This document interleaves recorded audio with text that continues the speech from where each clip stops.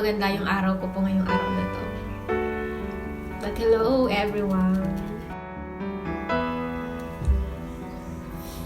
Medyo maga po yung mata ko kasi umiyak po ako. Umiyak po ako ngayong araw na to kasi nga mayroong nangyaring hindi inaasahan. Kaya yun. Medyo hindi maganda yung intro ko ngayon kasi malungkot po ako.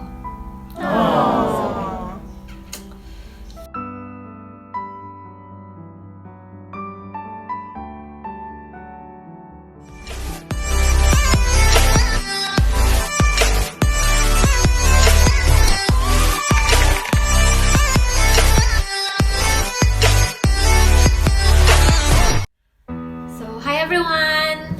Hello! So, once again, it's me, Myra, and welcome to our channel.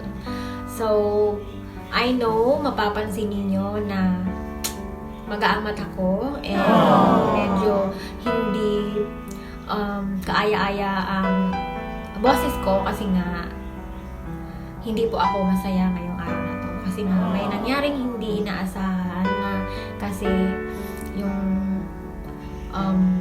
pinakamamahal kong alaga ay wala na. Wala na siya. So, yun. So, wala lang. Gusto ko lang i-share sa inyo and gusto ko lang i-express kung ano yung nararamdaman ko. Kasi, alam ko, hindi lang ako ang mga animal lover. Yung iba, mga mahilig sa pusa, sa aso, or kahit ano pa mga animals. May mga tao talaga na talagang pag may nangyaring hindi maganda sa mga alaga nila, sa mga pets nila, talagang emotional at nasasaktan. So, isa ka rin ba doon? So, ngayon, share ko lang sa inyo. Napakahirap pala kapag nawalan ka ng isa sa mga pinakamamahal mong alaga. So, ngayong araw na to, namatay na po yung alaga namin na si Pampu. Pusa po siya. Alam kong some of you napanood yung ibang mga vlogs ko about Pampu na nagmukbang pa nga siya, yung mga naughtiest day niya na mga araw, na-share ko yun dito sa mga dati kong vlogs.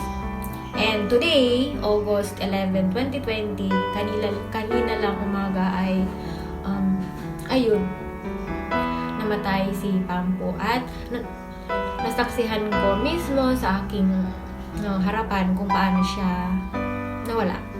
So, si Pampu, way back the story, napulot ko lang po siya sa basurahan sa gilid ng simbahan. That time, magpapa-enroll ako sa anak ko year 2019. Kasi mag 2 years old pa lang si Pampo eh. Dumaan lang ako doon sa simbahan na yon sa may basurahan. Nakita ko siya, ang liit-liit niya, tapos ang dumi-dumi, tapos parang nangihina. Noong una, dumaan lang ako, tapos nung tapos na akong magpa-enroll sa anak ko, nilampasan ko siya. Pero, nung medyo malayo na ako, narinig ko umiyak siya, medyo naantig yung damdamin ko. Kaya ayun, binalikan ko siya at pinulot ko siya. So, mula noon, dinala ko siya dito sa bahay, inalagaan, pinakain, pinalaki. And then, ayun, naging mabuting alaga para sa amin. May time na ang kulit, suway, pero may time na super adorable naman at nakakatuwa. So, yun. Tapos, yun. Mag-ano na siya, 2 years kasi kung I think mga January 2019 ko siya napulot. So, mga 1 year and a half. 1 year and a half na siya. Tama ba? So, yun. Tapos ngayong araw, 1 week na kasi siyang hindi kumakain. Tapos yun. Kahit pinainom ko ng mga gamot na binili ko doon sa vet shop, hindi pa rin siya gumaling. And today, ayun, nagpaalam na si Pampu, namatay na siya. So, nakakalungkot kasi ang dami naming mga pinagsamahan ng pamilya ko, mga kakulitan niya, kapasawayan, tapos mga nakakatawa niyang mga moments, di ba? At lalo na kapag napamahal na sa'yo, talaga masasaktan ka. So, yun.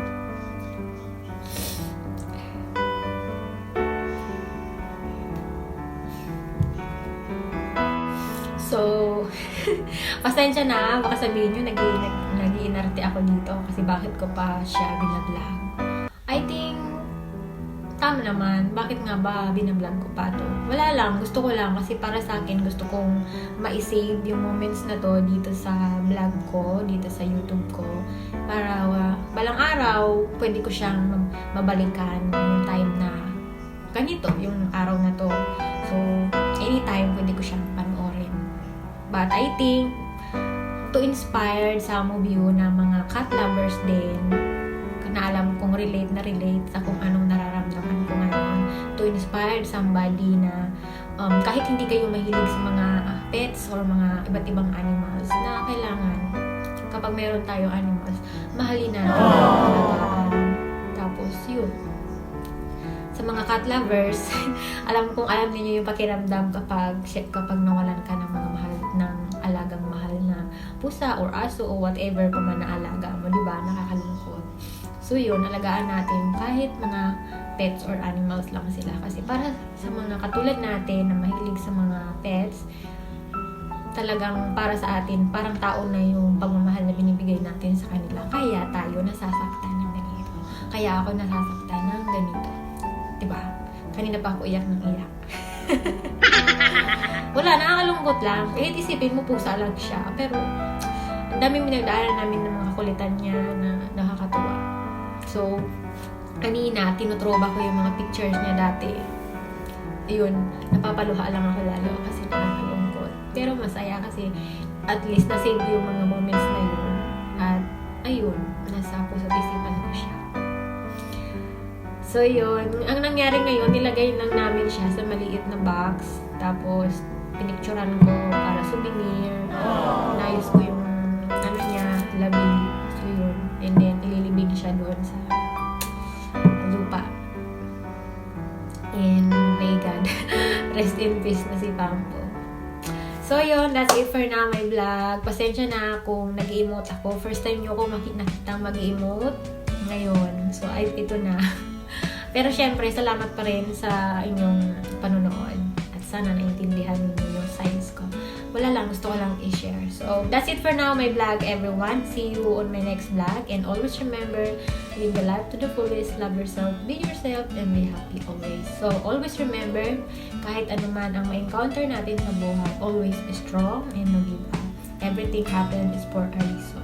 So, maybe yung nangyari kay Pambo is for a reason. Kaya, wala na siya.